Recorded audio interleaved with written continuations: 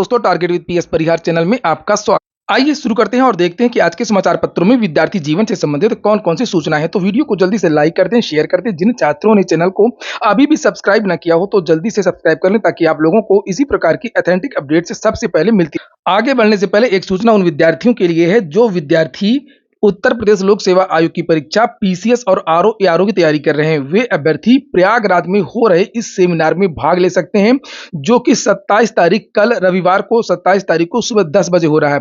यह सेमिनार भी है और करंट अफेयर का टेस्ट भी है। आरओ एआरओ की अगर 181 पदों पर जो वैकेंसी आ रही है उस पर अपनी सीट सुनिश्चित करना चाहते हैं, और पीसीएस मेंस के जो विद्यार्थी तैयारी कर रहे हैं, जिनकी परीक्षा शुरू हो रही है, उन विद्यार्थियों के लिए इस सेमिनार में ओपन डिस्कशन सेशन चलेगा, जिसमें विषय विशेषज्ञ सभी विद्यार्थी उनसे चर्चा कर सकते हैं। और विषय विशेषज्ञों द्वारा तैयार 50 प्रश्नों का करंट अफेयर का जो टेस्ट होगा, उससे आपको अपनी तैयारी जांचने में मदद भी मिलेगी।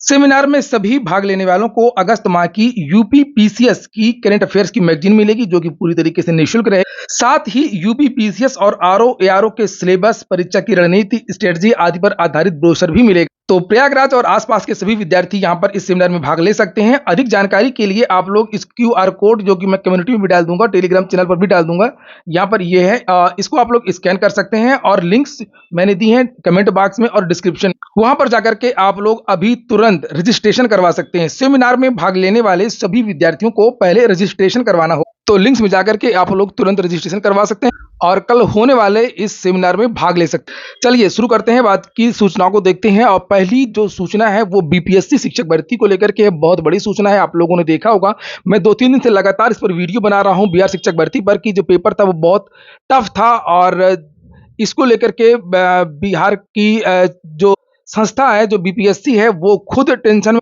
कि कहीं पद रिक्त ना हो जाएं। और यही कारण था कि शुरू से ही पहले नेगेटिव मार्किंग को हटाया गया, और उसके बाद में अब नई घोषणा ये हुई है कि जो मिनिमम कट ऑफ है बिहार शिक्षक भर्ती का, उसको कम किया जा सकता है। चेयरमैन का खुद का बयान आज के सभी समाचार पत्रों पर दिया हुआ है। ये देखिए, न्यूनतम अर्हता अंक को कम कर सकता है बीपीएससी। शिक्षकों की 75% सीटों को भरने के लिए बीपीएससी तय न्यूनतम अर्हता अंक से नीचे भी कट ऑफ कर सकता है। यह जानकारी आयोग के अध्यक्ष अतुल प्रसाद ने शुक्रवार को ट्वीट करके दी है। उनके हिसाब से सामान्य प्रशासन विभाग की ओर से जो न्यूनतम अर्हता अंक तय किए गए हैं, इससे भी नीचे कट ऑफ जा सकता है। सब अभी अर्हता अंक फिलहाल सामान्य प्रशासन विभाग की ओर से सामान्य श्रेणी के लिए मिनिमम आप लोगों को 40% नंबर लाना है। बैकवर्ड बीसी के लिए 36.5 और ईबीसी के लिए 34, एससी व एसटी के लिए 32, सभी वर्ग की महिलाओं के लिए 32% न्यूनतम अर्हता अंक तय है। चूंकि ओएमआर में 5वां विकल्प है, और इसकी वजह से ऐसा भी नहीं है कि आपने कोई भी तुक्का मारा तो कम से कम 25% नंबर मिल जाएंगे। और इसके बारे में यहाँ पर नीचे लिखा है कि गुरुवार को हुई परीक्षा में जिस तरह के प्रश्न पूछे गए थे, उसके हिसाब से सीटें खाली रहने की जो बात सामने आ रही थी, अब न्यूनतम अर्हता अंक कम होने से सीटें खाली नहीं रहेंगी। बीपीएससी की ओर से चल रही भर्ती में प्राथमिक स्कूलों के लिए शिक्षकों के 79,943 पद हैं, वहीं पर माध्यमिक में 32,916 और उच्च माध्यमिक में 57,602 पद हैं। वहीं दूसरे दिन परीक्षा में 11 मुन्ना भाई भी पकड़े गए हैं, उसके बारे में भी यहाँ पर सूचना है। और लिखा है कि बीपीएससी चाहता है कि कम से कम 75% जो सीटें हैं वो भर जाएं। कुछ पद ऐसे हैं जिसमें पद रिक्त रहना तय है, चूंकि पदों के मुकाबले भी आवेदन कम हुए थे, खासतौर से उच्च माध्यमिक की अगर हम लोग बात, और इसीलिए ये कहा गया था कि जैसे ये शिक्षक भर्ती समाप्त होती है, वैसे बिहार से दूसरी शिक्षक भर्ती का जो विज्ञापन है वो जारी हो। आप लोगों को फिर से याद दिला दूं, याद दिलाना ही पड़ता है, बिना याद दिलाए आप लोग वीडियो को लाइक नहीं करते हैं। बहुत सारे छात्र भी ऐसे हैं कि जो वीडियो देख रहे हैं लेकिन उन्होंने लाइक नहीं किया है, और जो नए छात्र हैं वो चैनल को सब्सक्राइब भी कर लें। आज माध्यमिक और उच्च माध्यमिक की परीक्षा है, जैसे आप लोग यहाँ पर देख सकते। बात अब उत्तर प्रदेश की करते हैं। मुक्त विश्वविद्यालय में प्रवेश 30 सितंबर तक है। उत्तर प्रदेश राजर्षि टंडन मुक्त विश्वविद्यालय के विभिन्न पाठ्यक्रमों में दाखिले की आखिरी तारीख 30 सितंबर तक बढ़ा दी गई है। कुलपति प्रोफेसर सीमा सिंह ने यह जानकारी दी। उनका कहना है कि राष्ट्रीय शिक्षा नीति के तहत पाठ्यक्रम संचालित किए जाएंगे। वहीं पर शिक्षा सेवा चयन आयोग के बारे में लिखा है कि शिक्षा सेवा चयन आयोग विधेयक 2023 में उत्तर प्रदेश माध्यमिक शिक्षा सेवा चयन बोर्ड अधिनियम 1982 की धारा 21 को शामिल करने की मांग को लेकर के आंदोलन कर रहे शिक्षकों के समर्थन में संयुक्त युवा मोर्चा भी आ गया है। मोर्चा के राजेश किसान का कहना है कि यह प्रावधान शिक्षकों के हित की रक्षा करता है, और उन्होंने नए आयोग के गठन तक पुरानी संस्थाओं से विज्ञापित पदों की भर्ती कराने की मांग की है। जानकारी ये मिल रही है कि शिक्षा सेवा चयन आयोग का गठन इसीलिए ठंडे बस्ते में चला गया है, क्योंकि शिक्षक इसके लिए आंदोलन कर रहे हैं कि जो धारा 21 थी 1982 की, उसको नए आयोग में हटा दिया गया। इसके बारे में मैंने भी बहुत सारे वीडियोस बनाए थे।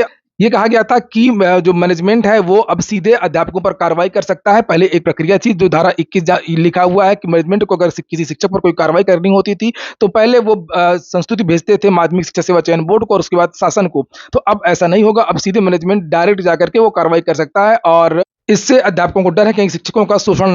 अगली सूचना उत्तर प्रदेश लोक सेवा आयोग की है। यूपी पीएससी से एक वैकेंसी आने वाली है एपीएस की लगभग 10 साल बाद और उसमें बहुत सारे विद्यार्थी ओवर एज हो गए हैं और इन विद्यार्थियों ने मांग की है आयु सीमा में छूट दी जाए, नई वैकेंसी। लिखा है अधिकतम आयु पार कर चुके प्रतियोगियों ने अपर निजी सचिव भर्ती में छूट मांगी है। उन्होंने इस बाबत शुक्रवार को लोक सेवा आयोग में ज्ञापन सौंपा और आयोग की ओर से अपर निजी सचिव के लिए अगले महीने विज्ञापन निकाले जाने की घोषणा की गई है। बुंदेलखंड यूनिवर्सिटी से एक छोटी सी नोटिस समाचार पत्र में रिक्रूटमेंट नोटिस है और यहाँ पर जो वैकेंसी है वो professor, associate professor, assistant professor और सब्जेक्ट यहाँ पर देख सकते हैं लिखा हुआ, आप लोग इसका स्क्रीनशॉट ले सकते हैं। अधिक जानकारी आप लोगों को बुंदेलखंड यूनिवर्सिटी की वेबसाइट पर मिल जाएगी। 18 सितंबर के पहले आवेदन करना।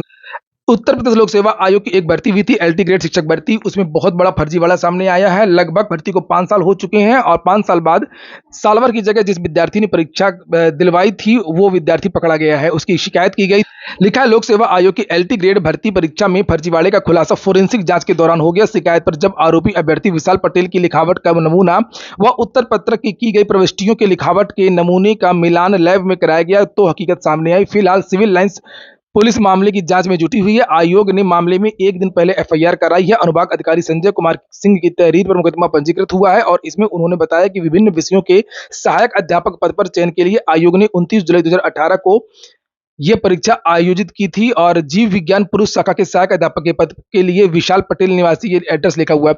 तो देखिए, मैं भी हमेशा से आप लोगों को ये बात बताता रहता हूँ कि किसी की भी झांसे में ना आए, चाहे वो कोई साल भर के द्वारा नौकरी की बात करे या फर्जी मार्कशीट के द्वारा आपकी नौकरी लगवाने की बात करे।